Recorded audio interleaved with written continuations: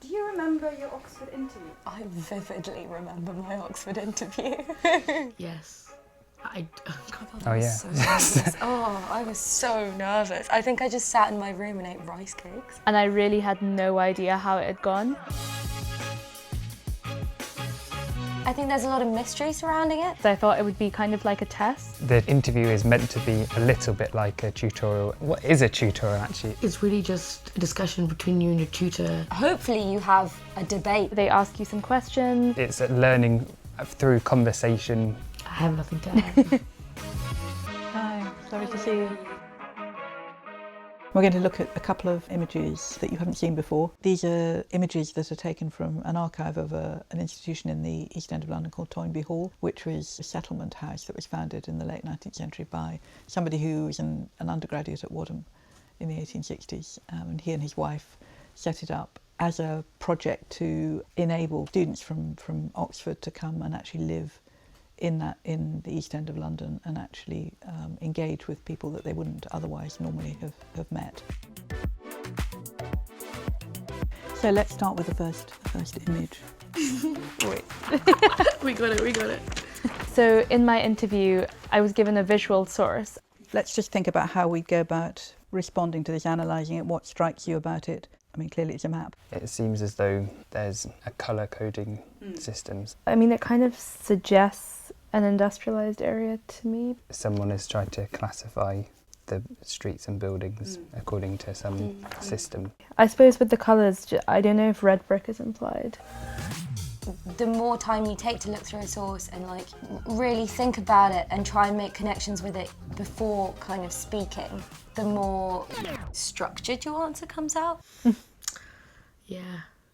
Just trying to collect my thoughts. Don't be afraid to give yourself, 2 or 3 seconds, minutes, whatever you need to go over the source that you're given.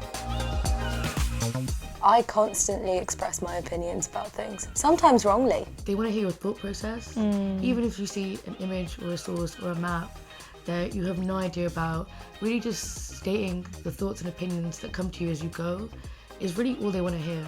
This is a Charles Booth's London poverty map. He was a social investigator. So what strikes you about the legend, the categories that he's using? From the looks of things, the instances of what seem to be the most extreme form of poverty tend to be in these kind of isolated pockets, but surrounded by areas of generally very low kind of social position or general deprivation. Also, there's no kind of marker for what makes a family comfortable or very poor, apart from the 18 to 21 shillings a week.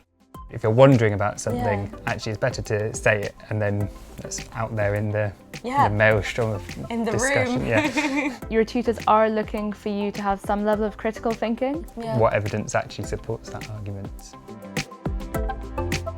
They want to teach people who are flexible, who are open to new ideas. Sometimes we fight, but that's rare.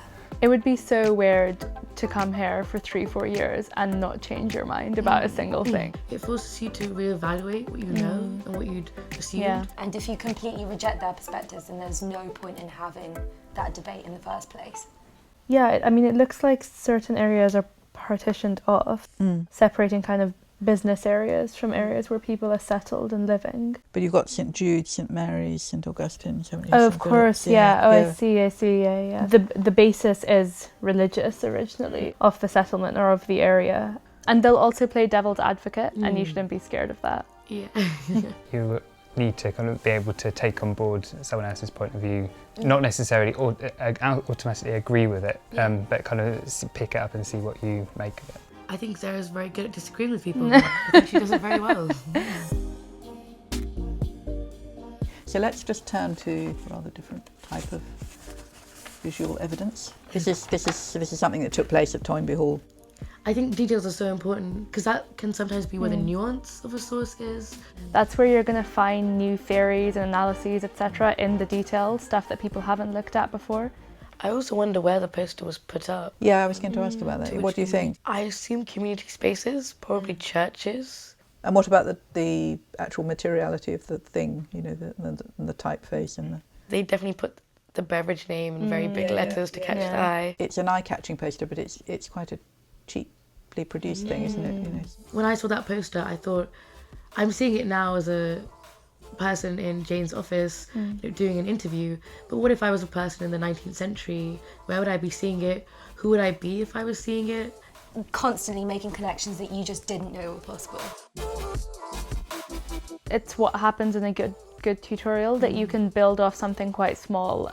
So we started off with a very kind of small section of a map. We kind of enlarged the section of the map more and more and more. And then we added that section of the map to the same section of the map, but 100 years later. And then you use that as a way of opening a window onto a bigger theme. I think the 2015 map gives a much broader and more sophisticated idea of the poverty that's going on. Yeah, it's interesting you say that, because I mean, you're right. I mean, it's referring to multiple categories of deprivation, and you've got some indicators of how that might be measured. But I suppose you'd have to click on the website and find all the data, wouldn't you, to work that out. Visually, in a way, it looks much more schematized, doesn't it, than the booth map. So it's slightly paradoxical, isn't it, in that sense. That's what good tutors do as well. They help you kind of conceptualize something beyond just the sources that you've been reading. So the perspective goes from being very small to very big, and your conclusions go from being very specific to slightly larger. It's really freeing to come into an environment where you're allowed to enjoy asking questions, and that's the whole point of the exercise. You don't have to know all the answers at all, because there would just be no discussion. Perhaps even the tutor doesn't know, because we don't know everything about this source, so there is room for a bit of informed speculation.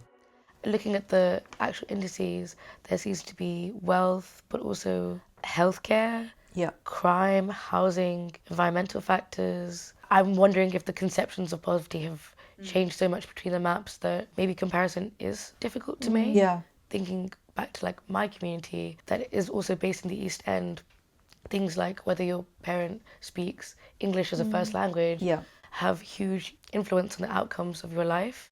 But it's an interesting one, because I think that British reformers did love to categorise, and I wonder whether the people who were being categorised self-conceptualised in that way. I was reading about how almost around the same period the British Raj were carrying out surveys in India, categorising people according to religious sects. Yeah. And the method of categorising was so haphazard that, you know, they'd end up with like 13 different definitions of what it meant to be Shia or Sunni. Yeah. It makes me think about how hard it is to actually capture people's lived experiences when you create these categories.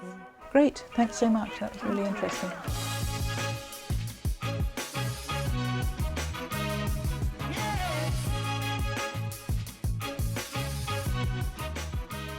Are you passionate about history, Sam?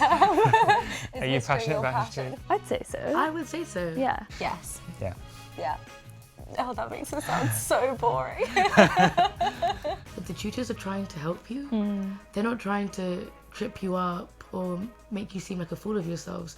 They really just want to get to know you and your ideas. They just genuinely want to have a conversation with you, and they're like so interested in what you have to say. But also for you to figure out whether the tutorial is a good fit for you. If you enjoy that, then you'll probably enjoy the tutorial system as well. And I suppose a little bit like morning before an exam, you're not necessarily doing yourself many favours by trying to cram facts or things that you want to say into your head. They want someone who's teachable. You can only really find that out from an interview. You know more than you think you do. Yeah.